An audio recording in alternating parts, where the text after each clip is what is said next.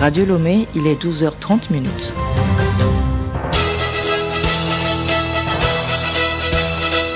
Le journal Geneviève Bognon.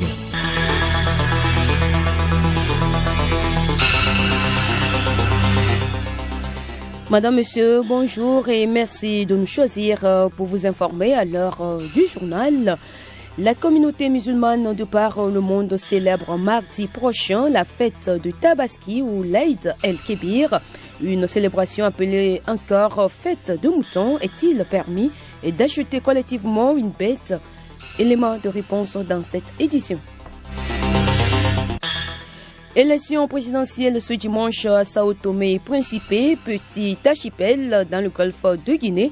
Un premier tour sans illusion sur fond de pandémie marqué par la dette extérieure. 19 candidats sont en lice pour ce scrutin. Et puis, scène de désolation, route éventrée, des dizaines de personnes disparues. Voilà le visage que présentent des localités en Allemagne après des inondations. Le bilan ne cesse de s'alourdir. On parle de plus de 180 morts. La chancelière Angela Merkel est acheuvée des victimes dans le sud du pays.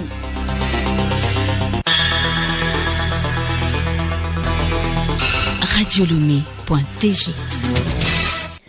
Une fois encore, bonjour. Le secteur de société de sécurité de gardiennage au Togo s'est agrandi avec une nouvelle société. Il s'agit de Sokoabiz Security Togo. La conférence inaugurale a eu lieu hier à Lomé, à Biré-Lemon. Sokoabiz Security est une société de sécurité et de gardiennage. Elle fournit des services comme la sécurité des gardes non armés, la sécurité du personnel régulier, la sécurité des patrouilles de véhicules marqués, la sécurité de la gestion du trafic, les directeurs de la sécurité incendie. Ces prestations se font avec l'aide des services de pompiers finement formés. L'objectif majeur de cette société est d'investir au Togo et réduire le taux de chômage. Soumaïla Bouraïma est le PDG de Sokoabiz Security. C'est d'abord pour répondre à l'appel du ministre des Affaires étrangères qui a toujours demandé à ce que la diaspora togolaise puisse être associée à l'investissement et à la promotion des entreprises au Togo. Donc nous avons répondu à cet appel pour créer de l'emploi en matière de sécurité et de gardiennage. Lorsque nous aurons notre agrément, on va commencer par recruter les gens, les former, les mettre sur le terrain. Et après, on va créer une école de formation. Parce que pour former un agent de sécurité, ça dépend. Si vous l'utilisez tout de suite, il y a formation accélérée. Si vous l'utilisez à long terme, il y a formation discontinue que vous faites pour 1 mois et il va travailler pour 2 mois, 3 mois. Et ça dépend de ce que l'autorité va nous donner comme possibilité. La particularité de Sokoabiz Security Togo est d'apporter son expérience technique et améliorer les conditions de vie et de travail des agents de sécurité. Soumaïla Bouraïma. Qu'est-ce que nous apportons de plus? Notre expérience. Notre expérience parce que il y a beaucoup de sociétés sur le terrain, oui, mais beaucoup des agents ne sont pas formés. Et quand on ne forme pas les agents, on les appelle pas sécurité, on les appelle gardiens. Nous, on va former nos agents avant de les mettre sur le terrain. Non seulement nous voulons créer l'emploi à long terme, nous voulons diversifier des choses à travers Sokoabiz Security. On ne veut pas seulement prendre les agents qui vont travailler chez nous jusqu'à la retraite. Par exemple, si tu travailles chez nous et que au bout de 10 ans, on voit que tu es bon, on peut t'aider à aller franchiser l'entreprise. Ça veut dire que tu peux aller créer quelque chose à ta part. Mais vous voyez, dans 25 ans, le Togo ne serait plus 7 millions. Nous serons peut-être 25 millions. On aura plus besoin des agents de sécurité pour qu'on ne pas donne la possibilité à nos superviseurs de devenir directeurs de société sous couvert de notre logo. Sokoabiz Security est implanté aux États-Unis depuis 2012 et compte très prochainement se répandre dans toute la sous-région. Au chapitre des magazines de cette édition, c'est mardi prochain, 20 juillet, que la communauté musulmane de par le monde célèbre la fête de la Tabaski ou l'Aïd el-Kébir. En pleine crise sanitaire liée au coronavirus, certains fidèles musulmans ont décidé de se mettre ensemble par petits groupes pour acheter leurs bêtes. Une pratique admise par le Coran, mais qui se fait sous certaines conditions. Combien de personnes peuvent s'associer pour s'offrir une bête et quel type de bête en ces moments de partage, de réjouissance et de convivialité? Suivez ce magazine de Rebecca Gogomna, Sibyl Lawson et Grace Goto. Idée géniale pour les fidèles musulmans. Le Saint-Coran les autorise à s'associer pour s'acheter une bête pour la célébration de Tabaski. Yaya Kolani, président du conseil consultatif de l'association des cadres musulmans au Togo. Il faut distinguer deux choses, le Coran, la Sunna, la pratique. Donc c'est au niveau des décrets d'application qu'on appelle la Sunna que cela a été institutionnalisé en ce sens que si vous avez les moyens, vous pouvez tuer vous seul n'importe quelle bête, que ce soit le mouton, le bœuf, le chameau. Mais si vous n'avez pas les moyens, vous pouvez vous associer au niveau du bœuf et au niveau du chameau. C'est à ces deux niveaux-là exceptionnellement que les gens peuvent s'associer. Et c'est le prophète Mohammed sallallahu alayhi wa sallam qui l'a recommandé. Toutefois, le nombre des associés est limité et on ne s'associe pas pour n'importe quel animal. Retrouvons Yaya Kolani. C'est pas toutes les bêtes qu'on peut se regrouper et immoler. Pour la chèvre, par exemple, c'est de façon individuelle qu'on peut sacrifier une chèvre. Elle en est de même pour un mouton. Mais pour ce qui est du bœuf ou du chameau, les gens peuvent se regrouper. Mais pas aussi à un nombre très exagéré. Pour le bœuf, il y a plus 7 personnes qui peuvent se regrouper pour immoler un bœuf. Si vous dépassez 7, ça ne vaut plus comme un sacrifice par rapport à ce que la loi islamique a recommandé. Le fait de s'associer n'a pas de limitation de genre. Les femmes entre elles ou avec les hommes sont autorisées. En matière d'adoration, il n'y a pas de discrimination, pas de différence entre un homme et une femme. La zakat, si une femme a les moyens, elle doit prélever la zakat et donner ça aux nécessités. La femme peut s'associer avec d'autres hommes pour faire l'immolation, ou bien elles peuvent s'associer entre elles et le faire. Il n'y a pas de distinction, de différence par rapport à ça. Comment se fait alors le partage en cas d'achat collectif? Si vous êtes deux à vous organiser pour acheter un bœuf, après l'immolation, vous partagez la viande en 2 parties égales. Si vous n'avez pas les moyens pour sacrifier, la loi ne vous oblige pas. Parce que c'est conditionné par les moyens et vous êtes pris en compte par le second bélier immolé par le prophète Mohammed sallallahu alayhi wa sallam. En cette période de pandémie, la célébration des fêtes est toujours conditionnée au respect des mesures. Le président d'ACMT conseille. C'est les lieux de prière que les gens continuent par respecter les mesures barrières, qu'ils portent des cache-nez et qu'ils utilisent les gels pour se désinfecter. C'est l'occasion d'inviter ceux-là qui n'ont pas encore fait leur vaccin d'aller le faire. L'achat collectif est bienvenu. Toutefois, les associés devraient faire preuve de bonne foi dans les cotisations et dans les partages.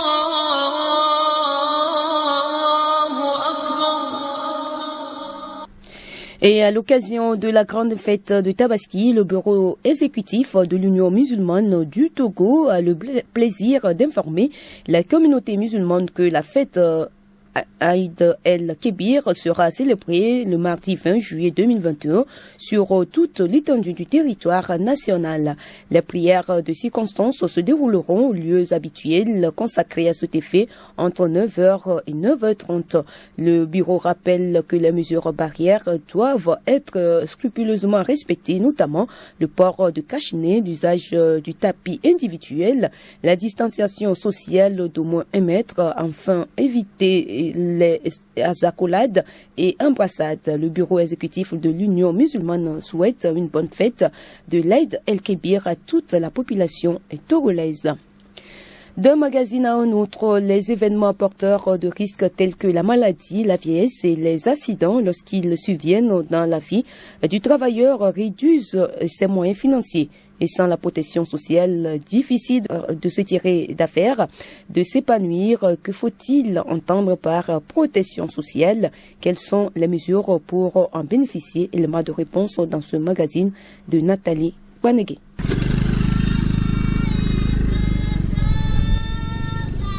Tout comme le salarié, le travailleur de l'économie informelle au cours de sa vie fait face à la vieillesse, aux accidents, à la maladie ou encore à l'invalidité. Ces événements porteurs de risques ont 2 conséquences sur celui-ci. Justin Plandet, directeur du département des prestations à la CNSS. La première, des fois, il porte atteinte à l'intégrité même de l'individu pour le rendre incapable de continuer par générer ses revenus de travail, ses revenus de vie. Et la deuxième conséquence, que des fois, il suspend complètement les moyens de vie de l'individu. Donc face à ces événements, la sécurité sociale se pose comme un dispositif de garantie qui sont destinés à apporter donc des réponses en termes de garantie financière, en termes de revenus de remplacement lorsque l'individu fait face à l'âge de vieillesse, à un accident, à une maladie, à une invalidité et voire même au décès en termes de prise en charge donc des ayants droit que le travailleur aurait laissé. Bientôt une couverture sociale pour ces acteurs du secteur informel au Togo.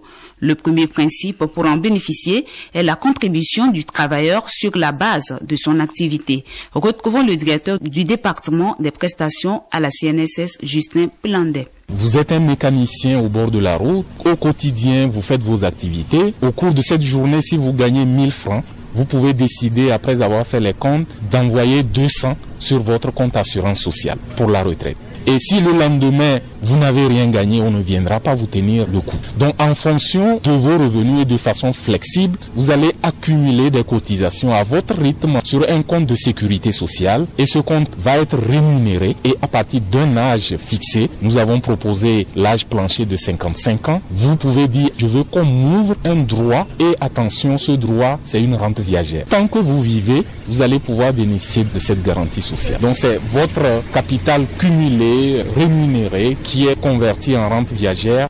La Caisse nationale de sécurité sociale s'appuie sur la loi 2011-006 portant code de sécurité sociale aux acteurs de l'économie informelle. Lasmalaba Nito, directeur du recouvrement et de l'immatriculation à la CNSS.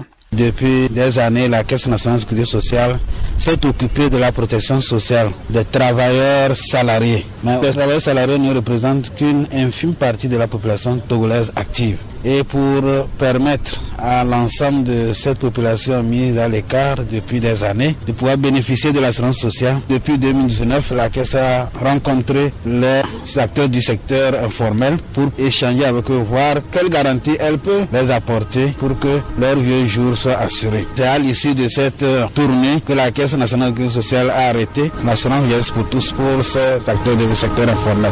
En plus donc de l'extension de la couverture sociale aux acteurs de l'informel, l'institution conduit le programme de formation des partenaires sociaux dénommé Vendredi de la Sécu. Les grands projets immobiliers tels que la résidence de la Renaissance en cours de construction.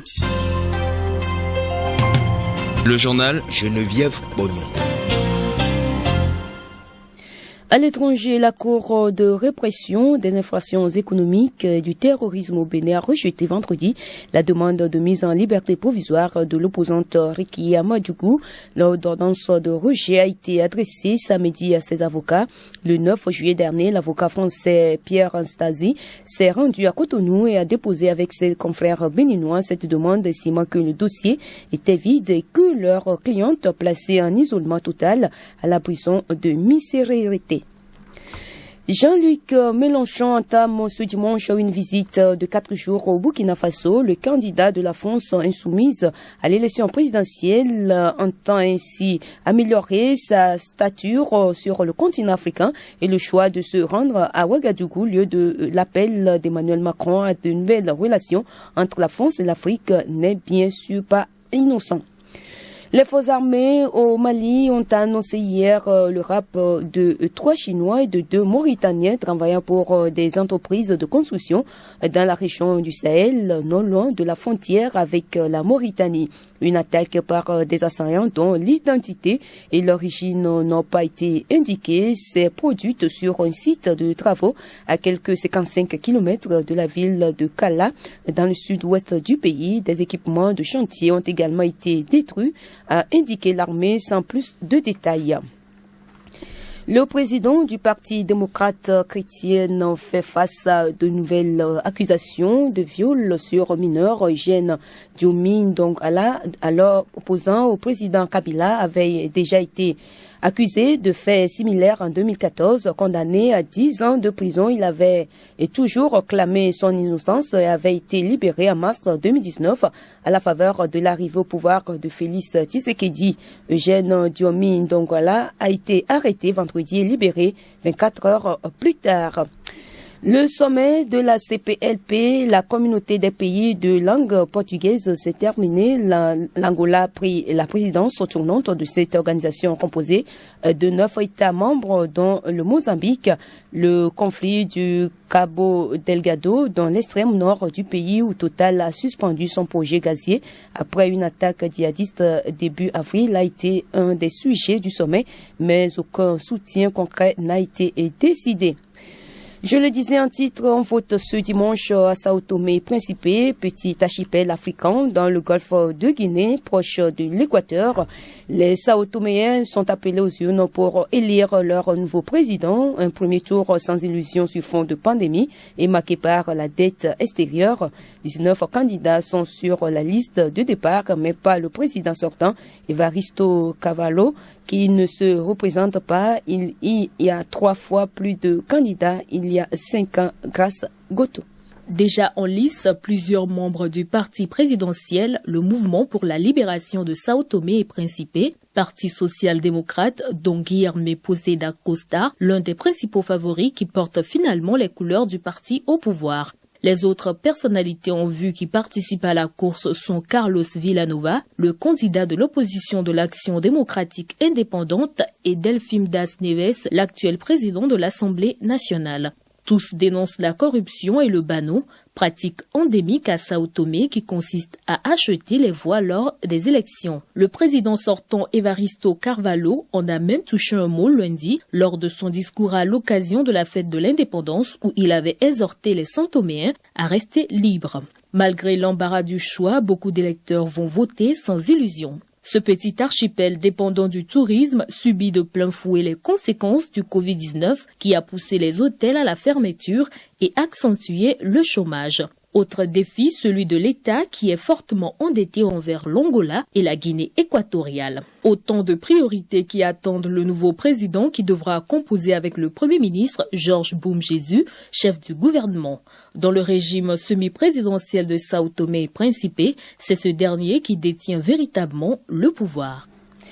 Angela Merkel se rend ce dimanche au chevet des survivants des inondations du siècle qui ont semé la désolation en Allemagne. Le bilan fait état d'au moins 183 morts dans ce pays en Belgique et provoqué des dégâts considérables. Si la tendance est la décrue dans la zone la plus sinistrée, la situation se dégrade en revanche plus au sud, à la frontière entre l'Allemagne et l'Autriche. Le chef des talibans a répété ce dimanche dans un message à l'occasion de l'Aïd el-Adha qu'il restait résolument favorable à un règlement politique en Afghanistan malgré l'avancée, les victoires militaires enregistrées ces derniers mois. Les négociations dites de paix ont repris à Doha entre le gouvernement afghan et les talibans. Et puis, la Palme d'Or pour Titane, film monstre de Julia Ducournau, deuxième réalisatrice de l'histoire du Festival de Cannes. C'est une Palme d'Or aussi inattendue que méritée pour Julia Ducournau. La réalisatrice française de 37 ans devient ici, et ce 17 juillet, la deuxième femme à décrocher la plus haute distinction du plus grand festival de cinéma au monde. Titane, l'histoire d'une créature monstre, a fait l'effet d'une bombe sur la croisette. Une dizaine de spectateurs évanouis dans les salles et un jury sous la présidence de Spiley et visiblement subjugués ont rendu visible le caractère exceptionnel de l'œuvre.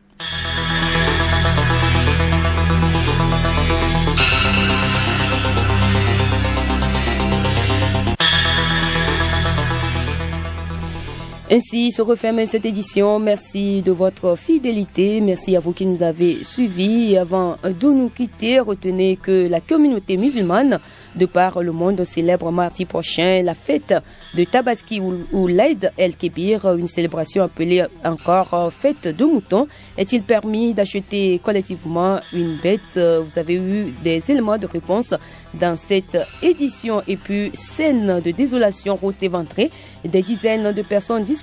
Voilà le visage que présentent des localités en Allemagne après des inondations. Le bilan ne cesse de s'alourdir. On parle de plus de 180 morts. La chancelière Angela Merkel est au chevet des victimes dans le sud du pays.